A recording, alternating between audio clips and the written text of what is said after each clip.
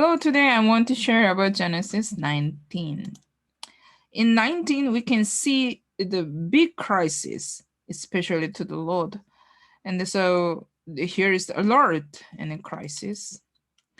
And then I want to ask you, what is your current crisis? And what do you do at your crisis? Let's just see what crisis the Lord is in Genesis chapter 19. Then we can learn what we should do at our crisis. So let's start. In chapter 18, God planned to condemn Sodom and Gomorrah. That's why Abraham asked God his mercy not to destroy it if there are at least 10 righteousness. However, there was no 10 righteous. So um, two angels came to Sodom in the evening. They planned to destroy them, the Sodom. And the Lord saw them. That's why he urged them to rest at his house. However, people in Sodom came at night and demanded the two angels. So Lot did his best to protect the angels from these evil men. However, they forced to enter Lot's house. So when people tried to enter Lot's house by force, angel pulled Lot inside and made the people blind, so they cannot find the entrance of Lot's house. And we can see God's plan in Genesis 19 and 12 to 13 or so. Then the man said to the Lord, have you anyone else here? Son-in-laws, sons and daughters, and anyone you have in the city, bring them out of this place. Why?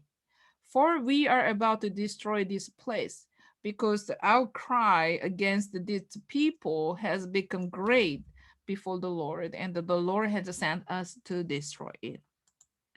So Lot at crisis, right? Because what happened? Um, there will be the destruction in the city where he lived, right? And when? Not tomorrow, not 1 year later, just very soon. Next morning, this is night. And the next morning, God will destroy the Sodom. So, emergency, right?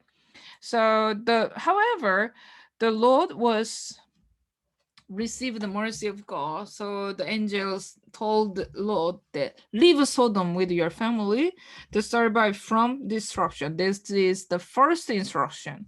Second instruction is that escape from here.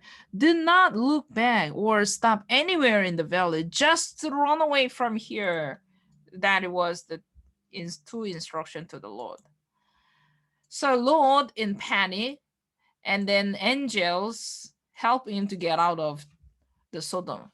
So here we can see the impending destruction upon the Sodom and Gomorrah. It is very emergency, but the Lord hesitated, lingered to escape from Sodom. So thus angel brought him out of the city by force because of God's mercy on him. Okay, so Lot in panic and danger. Another story is that when Lot was overwhelmed at the impending destruction, Lot in panic asked angel to go to Zor, not to Hill, because he expected his death before arriving at Hills. But and first time angel told the Lord, run away, go to the hills so that you will be safe from destruction. But Lord was in panic and asked the angel, will you allow me? Please let me just go to the Zor, not to the hill, because maybe I will die on the way to go to the hills. That was what Lord said.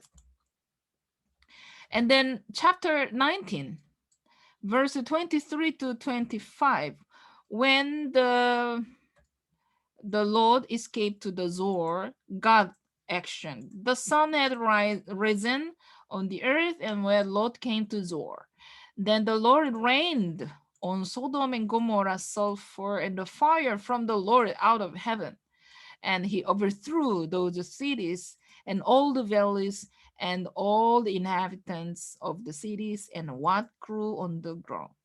So it is a total destruction. Can you imagine that the rain of sulfur and the fire? How how can we survive in this destruction? But God actually did it.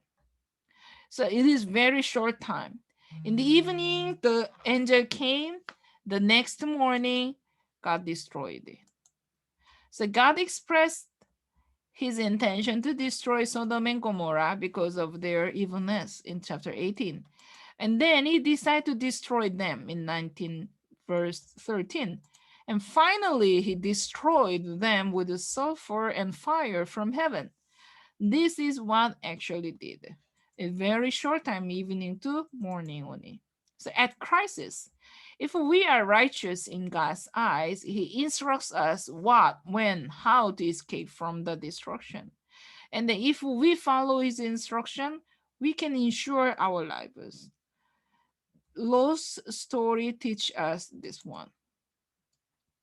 However, let me think about the characteristic of the Lot-like Christians. So there are Christians. Sometimes we also do that. Um, Sodom and Gomorrah will be destroyed. So the angel told him to go to the hill. However, he lingered. Though they know God's plan and instruction, they linger and not obey his instruction. That's why, because of the delayed obedience, they wasted their time and delayed to obey God's instruction. After missing the best obedience timing, they obey God later. So this is the characteristic of the Lot-like Christian. So because they waste the time, best timing to escape from the crisis, that's why he had no time to move to the hill. That's why Lord asked Angel to allow him to go to the Zoar. So like this, when Christians know God's promise and then when God instructed them what to do, they tend to linger and then delay their obedience. And then characteristic of a lost wife like Christians. I labeled like the half the obedience. They know God's instruction, but they did not obey it well. They do not obey it well. Thus, they face the negative consequence. So Lot's wife get out of the city and then running toward the Zoar to escape from the destruction. That was obedience, but I call it half obedience because she turned around and she became a pillar of salt. So what to do at crisis? Lingering, delayed obedience, and half obedience, or immediate and exact action to obey God's instruction? We have to choose this one.